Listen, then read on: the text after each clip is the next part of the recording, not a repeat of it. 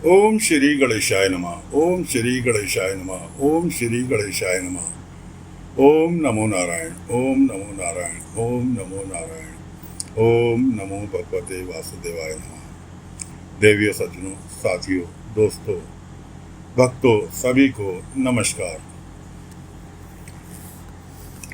आज की कथा का मेन सारांश है श्री कृष्ण जी का द्वारका वापस जाना महाभारत युद्ध निपटने के बाद।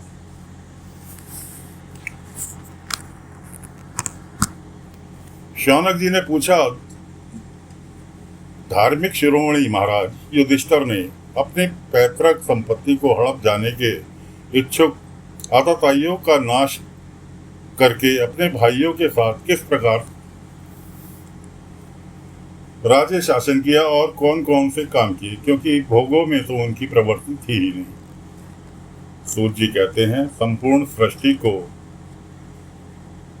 उज्जीवित करने वाले भगवान श्री हरि परस्पर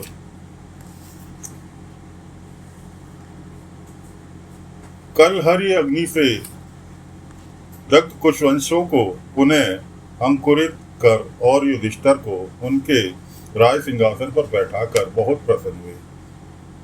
भीष्म पितामह और भगवान श्री कृष्ण के उपदेशों के श्रवण से उनके अंतकरण में विज्ञान का उदय हुआ और भ्रांति मिट गई। भगवान के आश्रय में रहकर वे समुद्र पर्यंत सारी पृथ्वी का इंद्र के समान शासन करने लगे। भीमसेन आदि उनके भाई पूर्ण रूप से उनकी आज्ञाओं का पालन करते थे। युधिष्ठिर के राज्य में आवश्यकता अनुसार यथेष्ट वर्षा होती थी। पृथ्वी में समस्त अभिष्ट वस्तुएं पैदा होती थी। बड़े बड़े धनों वाली बहुत सी गौएं प्रसन्न रहकर गौशालाओं को दूध से सींचती रहती थी। नदियां, समुद्र, पर्वत, वनस्पति, लताएं और औषधियां प्रत्येक ऋतु में यथेष्ट रूप से अपनी अपनी वस्तुएं राजा को देती थी। अज्ञातशत्रु महाराज युधिष्ठिर के राज्य में किसी प्राणी को कभी भी आदि व्याधि अथवा दैविक, भौतिक और आत्मिक क्लेश नहीं होते थे। अपने बंधुओं का शोक मिटाने के लिए और अपनी बहन सुभद्रा के प्रसन्नता के लिए भगवान श्री कृष्ण कई महीने तक हस्तिनापुर में ही रहे। फिर जब उन्होंने राजा युधिष्ठिर द्वारा जाने की अनुमति मांगी, तब राजा ने उन्हें अपने हृदय से लगाकर स्वीकृति दे दी। भगवान उनको प्रणाम करके रथ पर सवार हुए। कुछ लोगों ने उनका आलिंगन किया और कुछ छोटी उम्र वालों ने प्रणाम।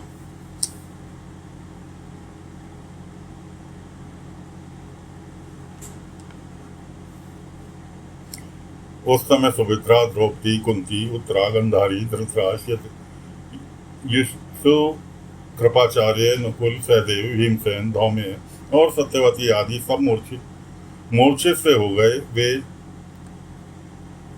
शाकपणी श्री कृष्ण विरह नहीं सह सके।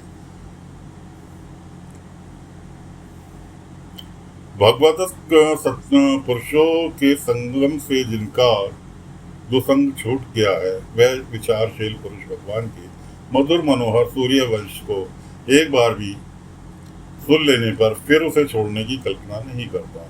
उन्हीं भगवान के दर्शन तथा स्पर्श से उनके साथ आलाप करने से तथा साथ ही साथ सोने, उठने, बैठने और भोजन करने से जिनका संपूर्ण हृदय उनके समर्पित हो चुका है था, वे पांडव भला उनका विरह कैसे सह सकते थे। उनका चित्त द्रवित हो गया। वे सब निर्निमेष नेत्रों से भगवान को देखते हुए स्नेह बंद कर जहां तहां दौड़ रहे थे। भगवान श्री कृष्ण के घर से चलते समय उनके बंधुओं की स्त्रियां नेत्र उत्कंठावश उमड़ते हुए आंसुओं से भर आए, परंतु इस भय से कि कहीं यात्रा के समय अपशकुन न हो जाए, उन्होंने बड़ी कठिनाई से उन्हें रोक दिया। भगवान के प्रस्थान के समय मृदंग, शंख, भैरी, वीणा, ढोल, नरसिंगे, धुंधरी, नगारे, घंटे और धुंधरियां आदि बजने लगी। भगवान के दर्शन की लालसा से कुरुवंश की स्त्रियां अटारियों पर चढ़ गईं और प्रेम, लज्जा एवं मुस्कान से युक्त चितवन से भगवान को देखती हुई उन पर पुष्पों की वर्षा करने लगी। उसी समय भगवान के प्रिय सखा घुंघराले बाल वाले अर्जुन ने अपने प्रियतम श्री कृष्ण का वह श्रेष्ठ छत्र जिसमें मोतियों की झालर लटक रही थी और जिसका डंडा रत्नों का बना हुआ था, अपने हाथ में ले लिया। उद्धव और सत्य की बड़ी विचित्र चमड़ डुलाने लगी। मार्ग में भगवान श्री कृष्ण पर चारों ओर से पुष्पों की वर्षा हो रही थी। बड़ी ही मधुर झांकी थी।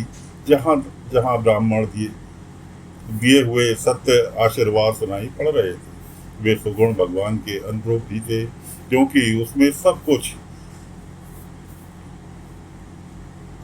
परंतु निर्गुण के अनुरूप नहीं थे, क्योंकि उनमें कोई प्राकृत गुण नहीं है। हस्तिनापुर की कुलीन रमणियां, जिनका चित्त भगवान श्री कृष्ण में रम गया था, आपस में ऐसी बातें कर रही थी जो सबके कान और मन को आकृष्ट कर रही थी। वे आपस में कह रही थी, सखियों, ये वही सनातन परम पुरुष है जो प्रलय के समय भी अपने आदित्य निर्वेश स्वरूप में स्थित रहते हैं। उस समय सृष्टि के मूल ये तीन गुण भी नहीं रहते।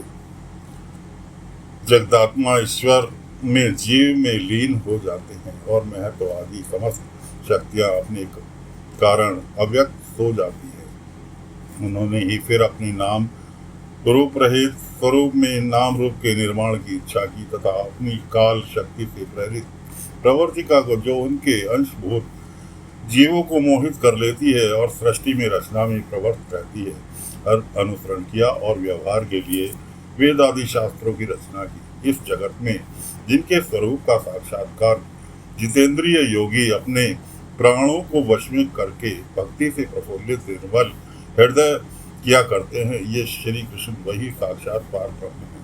वास्तव में इनकी भक्ति से अनंत करण की पर पूर्ण शुद्धि हो जाती है, योग आदि द्वारा नहीं।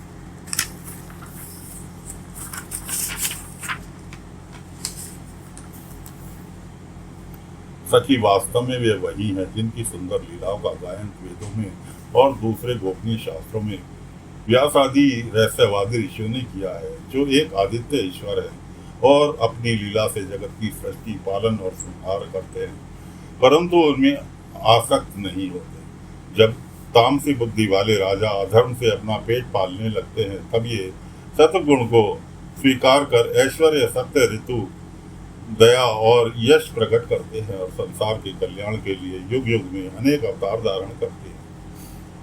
यह यदुवंश परम प्रशंसनीय है, क्योंकि लक्ष्मीपति पुरुषोत्तम श्री कृष्ण ने जन्म ग्रहण करके इस वंश को सम्मानित किया है। यह पवित्र मधुवन भी अत्यंत धन्य है, जिन्होंने अपने शैशव एवं किशोरावस्था में घूम फिर कर सुशोभित किया है। बड़े हर्ष की बात है कि द्वारका ने स्वर्ग का यश तिरस्कार करके पृथ्वी के पवित्र यश को बढ़ाया है। क्यों न हो, वहां की प्रजा अपने स्वामी भगवान श्री कृष्ण जो बड़े प्रेम से मंद मंद मुस्कुराते हुए उन्हें कृपा दृष्टि से देखते हैं, निरंतर निहारती रहती हैं। सखी, जिनका इनको पाणी ग्रहण किया है, उन स्त्रियों ने अवश्य व्रत, स्नान, हवन आदि के द्वारा इन परमात्मा की आराधना की होगी, क्योंकि ये बार बार इनकी उस अधर सुधा का पान करती है जिसके स्मरण मात्र से ही ब्रज बालाएं आनंद से मूर्छित हो जाया करती थी। ये स्वयंवर में शिशुपाल आदि मतवाले राजाओं का मान मर्दन करके जिनको अपने बाहुबल से हर लाए थे तथा जिनके पुत्र प्रद्युम्न, साम, आम्ब आदि हैं, वे रुक्मणी आदि 8 पटरानियां और गौमासुर को मारकर लाई हुई जो इनकी हजारों अन्य पत्नियां हैं, वे वास्तव में धन्य हैं, क्योंकि इन सभी ने स्वतंत्रता और पवित्रता से रहित स्त्री जीवन को पवित्र और उज्जवल बना दिया है। इनकी महिमा का वर्णन कोई क्या करे। इनके स्वामी साक्षात कमल नयन भगवान श्री कृष्ण है, जो नाना प्रकार की प्रिय चेष्टाओं और परिजातियों प्रिय वस्तुओं की भेंट से इनके हृदय में प्रेम और आनंद की अभिवृद्धि करते हुए कभी एक क्षण के लिए भी इन्हें छोड़कर दूसरी जगह नहीं जाते। हस्तिनापुर की स्त्रियां इस प्रकार बातचीत कर रही थी कि भगवान श्री कृष्ण मन मन मुस्कान और प्रेम पूर्वक चितवन से उनका अभिनंदन करते हुए वहां से विदा हो गए। अज्ञात शत्रु युधिष्ठिर ने भगवान श्री कृष्ण की रक्षा के लिए हाथी, घोड़े, रथ और पैदल सेना उनके साथ कर दी। उन्हें इस निवश शंका हो आई थी कि कहीं रास्ते में शत्रु इन पर आक्रमण ना कर दे। सदृढ़ सदृढ़ प्रेम के कारण कुरुवंशी पांडव भगवान के साथ बहुत दूर तक चलते गए। वे लोग उस समय भावी विरह से व्याकुल हो रहे थे। भगवान श्री कृष्ण ने उन्हें बहुत आग्रह करके विदा किया और सत्याग की उद्धव आदि प्रेमी मित्रों के साथ द्वारका की ओर प्रस्थान किया। शौनक जी वे कुरुजंगल, पंचाल, शूरसेन, यमुना के तटवर्ती प्रदेश, ब्रह्मरथ, कुरुक्षेत्र, मत्स्य, सारस्वत और मधुध्वव देश को पार करके सौरव और अमीर देश की पश्चिम अनर्थ देश में आए। उस समय अधिक चलने के कारण भगवान के रथ के घोड़े कुछ थक से गए थे। मार्ग में स्थान पर लोग उपहार आदि द्वारा भगवान का सम्मान करते। सायकाल होने पर रथ से भूमि पर उतर आते और जलाशय पर जाकर संध्या वंदन करते। यह उनकी दिनचर्या थी। तो दोस्तों, फिलहाल आज की कथा को यहीं पर विराम दे रहे हैं। भगवान कृष्ण अपने वापस द्वारका नगरी पहुंच गए, पांडवों की युद्ध को निपटाकर। कल फिर हाजिर होंगे आगे की कथा लेकर। आज्ञा चाहते हैं। ओम नमो नारायण, ओम नमो नारायण, ओम नमो नारायण, ओम नमो भगवते वासुदेवाय नमः, ओम नमो भगवते वासुदेवाय नमः, ओम नमो भगवते वासुदेवाय नमः।